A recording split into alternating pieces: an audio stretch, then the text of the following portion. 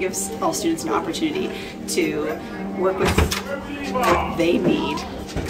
It could be hands-on in classroom work, or it could be online work at home.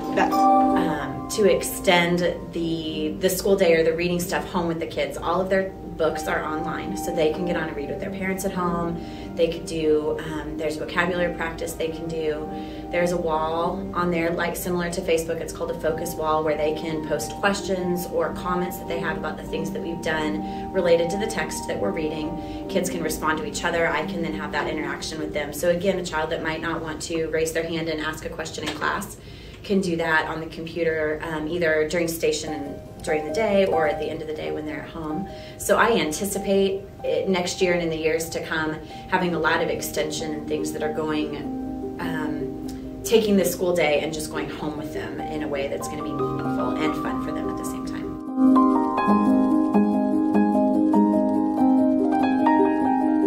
One unique aspect about Edmodo is how easy it is to use. No training is involved at all. Once you have a username and password, you can get in and the training really takes care of itself.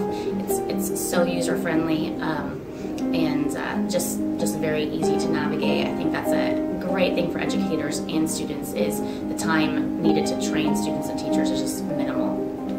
My time with students is definitely extended. If there's something we didn't get to at the end of the day, or if a student has a question or thinks they might have a question, a very common phrase I use all the time with my math students, with my web leaders, with my student council members, is just Edmodo me. Or I'll say, okay, I'll Edmodo that to you. I use it a lot too as a reminder tool. I've done that with student council projects. I'll get on and just say, okay, here's a list of things we need completed by this time. Those are things I can do between student council meetings as well as web leader meetings. And I've had my web leaders and student councils get on Edmodo and plan activities. So it's a great way for them to hold a meeting without having to physically be in a meeting. Also, I've used it with my math students in just reminding them about, okay, on this day, don't forget you can bring treats this day, or don't forget that you can bring your iPod to listen to this day as a reward. And it's just reminders, especially over a weekend. It's a great way to keep in contact with the kids and keep them up to date, things that they may otherwise forget. Our students are excited to do research when given the technology opportunities. If I say, all right, we need to look up something on the Constitution, they're excited to go to their iPads or to the computer and look up that information and see what they can find, dig around and see what they can find. It's different from going to the library, and I still have kids that want to do that and need to do that.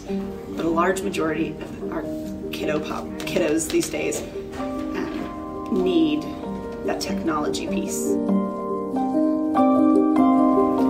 With Edmodo, the way it kind of ties into my classroom more now is the kids, not only can I have a question up there that I'm wanting them to kind of reflect on and think about, they are able to help each other. So if they ever get stuck on anything or they're kind of worried about a concept, they'll get on there themselves, type in a question. I can see where the question's going. I can maybe give them some feelers, but then the kids in their class will all kind of tie in, because it all goes to their cell phones. They all have the most up-to-date iPhones out there, so they can all communicate back and forth.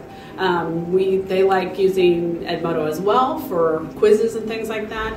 And I use it, especially this year, as a way for when I put them in groups. I would have, that way they could communicate with each other over a project, and they could upload pictures and things like that. And so rather than having this stuff all over the place, that was in one location.